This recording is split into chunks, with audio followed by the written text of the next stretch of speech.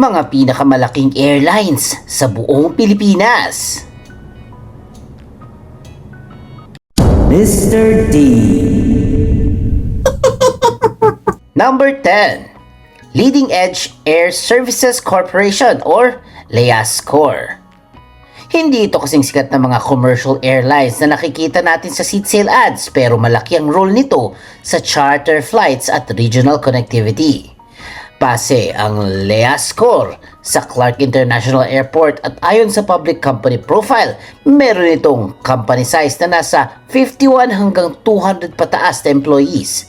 Sa fleet naman, kilala ito sa paggamit ng ATR 72-500 aircraft, King Air B200 at noong 2026 ngayon, nakatanggap din ito ng unang Cessna Skycarrier sa Pilipinas.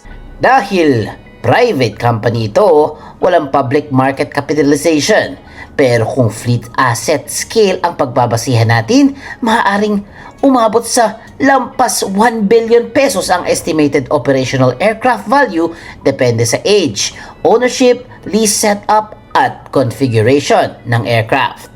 Ang interesting dito, ang LEASCOR ay hindi lang basta airline.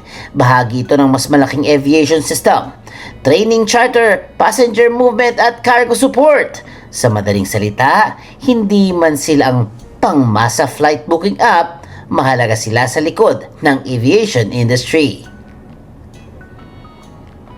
Number 9. Sunlight Air. Kung ang ibang airline ay palakihan ng ruta, ang Sunlight Air naman mas focus sa premium island travel experience. May fleet ito ng tatlong ATR 72-500 at nagdagdag ng another ATR 72-600 naman, kaya nasa 4 na ATR aircrafts ang public fleet count nito. Ang ATR 72-600 ay kaya magsakay ng hanggang 68 passengers at bagay na bagay sa short-haul routes tulad ng Clark, Siargao, Cebu to Busuanga at iba pang island destinations. Hindi public official ang company valuation ng Sunlight Air, pero dahil ATR craft ang ginagamit nito, ang estimated fleet scale ay maaaring lumampas ng bilyong-bilyong piso. Lalo na kung isasama ang mga aircraft maintenance crew, ground operations, slots at route network. Para sa employees, walang exact public number, pero bilang boutique airline, makatwirang ilagay ito sa small to mid aviation employer scale or estimated dozens to a few hundreds employment. Ang unique fact, hindi lang sila nagbebenta ng ticket. Ang branding nila ay parang travel experience mismo. Mas intimate, mas destination-focused at mas bagay sa travelers na naghahanap ng island escape na hindi masyadong mainstream. Number 8. Royal Air Philippines. Nagsimula ito bilang charter airline noong 2002 bago pumasok sa commercial passenger operations. Sa fleet, ang public trackers ay nakalagay sa Royal Air na humigit kumulang 4 hanggang 6 aircrafts.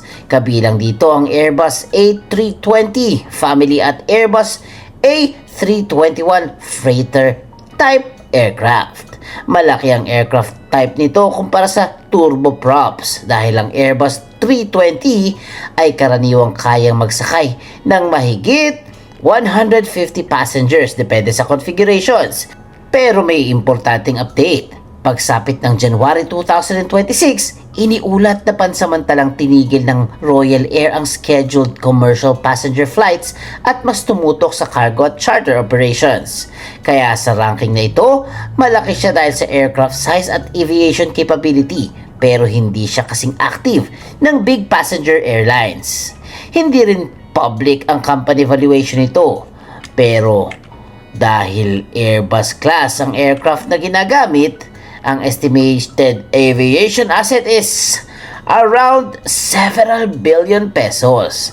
Depende na rin kung owned, leased o converted cargo aircrafts ang units. Interesting fact, ang Royal Air ay isa sa halimbawa ng airline na nag-shift mula passenger leisure papunta sa cargo at charter. Number 7. Air Swift. Isang boutique airline na halos naging kakambal ng El Nido Travel. Kung may airline na nagsasabing Gateway to Paradise, AirSwift yun. Kilala ito sa flights papuntang El Nido, Palawan, pati Boracay, Coron, Cebu at iba pang leisure destinations. May fleet ang AirSwift na nasa around 5 ATR aircrafts. Ang company value nito, malinaw.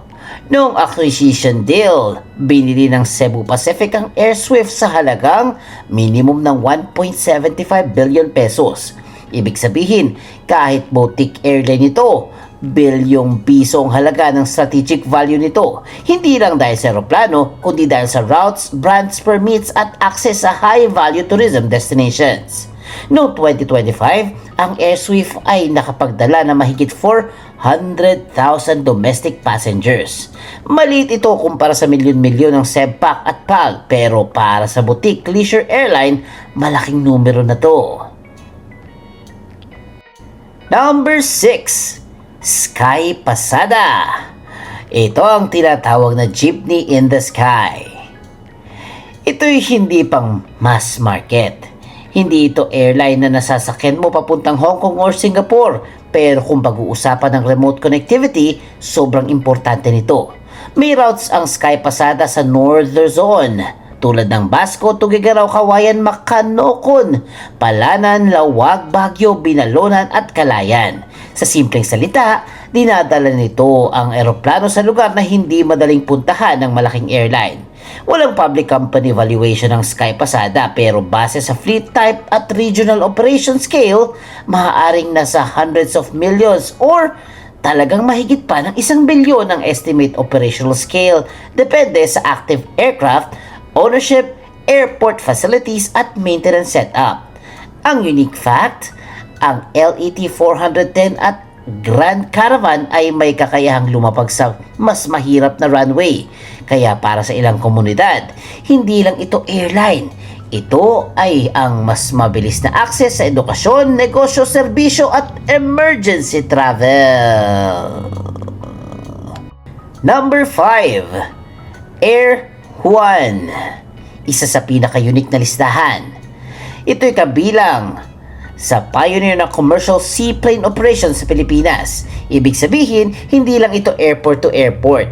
May flights itong kayang gumamit ng tubig bilang landing area gamit ang amphibious aircraft. Noong peak operations nito, naiulat na may mixed fleet ito na nasa 11 hanggang 12 aircrafts, kabilang ang Cessna Grand Caravan seaplanes, land planes at helicopters. Ang public company profile nito ay naglalagay sa company size na around 200 employees. Hindi public and official ang valuation ng Air Juan, pero dahil mixed fleet ito ng seaplanes, helicopters at commuter aircraft, maaaring nasa hundreds of millions at minimum bilyon ang estimated fleet and operation scale nito. Ang pinaka-astig dito, sa isang bansang may higit 7,000 highlands, parang bagay na bagay ang seaplane. Imbis na dumaan sa malalaking airport, pwedeng mas direct ang travel papunta sa resort areas, islands at coastal destinations. Number 4. SebGo. Kung ang Sebpac ang malaking low-cost giant, si SebGo naman ang specialist sa smaller domestic routes. Gumagamit ito ng mga turboprop aircrafts. Sa public fleet listings, ang SebGo turboprop fleet ay nasa around 20 plus ATR aircrafts, at itong dahilan kung bakit nakapasok ang Cebu Pacific Group sa mas maraming island at regional destinations. Interesting fact, maraming pasaherong hindi namamalayan na kapag sumakay sila sa smaller regional flight under Sebpac, maaaring SebGo aircraft pala ang ginagamit. Tahimik lang ito sa branding, pero napakalaki ng papel sa island community and connectivity. Number 3. AirAsia. Nandito ang Red Giant ng budget travel. Naiulat na nasa 16 serviceable aircraft sa recent public updates. Karamihan dito Airbus A320 family aircraft. na karaniwang ginagamit sa domestic at regional international flights. Noong 2025, ang AirAsia Philippines ay nagdala ng humigit kumulang 4.6 million domestic passengers at mahigit 1 million international passengers. Ibig sabihin, mahigit 5.6 million passengers ang total reported passenger traffic nito sa domestic at international side. Sa employees, ang Philippine AirAsia Public Company profile ay nasa 1,000 hanggang 5,000 employees.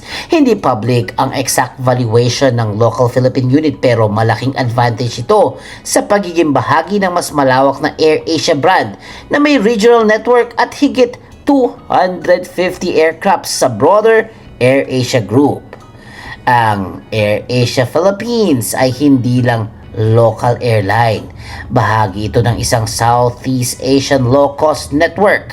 Kaya kapag nag-book ka ng Manila to Kuala Lumpur, Bangkok, Taipei o Bali type routes, konektado ka sa mas malaking ASEAN travel system. Number 2, Philippine Airlines Group, ang flag carrier ng bansa. Ito ay tinatag noong 1941, kaya isa ito sa pinakamatandang commercial airline sa Asia na patuloy pa ring lumilipad. Sa fleet, ang PAL Group ay nasa humigit kumulang, minimum ito 80 plus aircrafts, depende sa active count at new deliveries. Noong 2025, ang PAL ay nagdala ng 16.3 million passengers at kumita ng total revenues na around 150 billion pesos. Sa palitan na ito grabe katumbas ito ng humigit kumulang $3 billion. Sa company value naman, ang PAL Holdings ay may public market capitalization na nasa humigit kumulang 72.8 billion noong June 2026. Sa employees, ang Philippine Airlines Public Company profile ay nasa 5,000 to 10,000 employees, habang ang PAL Express ay nasa 1,000 hanggang 5,000 employees naman. And unique fact, noong 2025, kinilala ang PAL bilang number 1 sa on-time performance sa Asia Pacific ayon sa Cirium. At noong December 2025, nakatanggap din ito ng unang Airbus A350-1000, ang bagong flagship aircraft na design para sa long-haul routes tulad ng North America.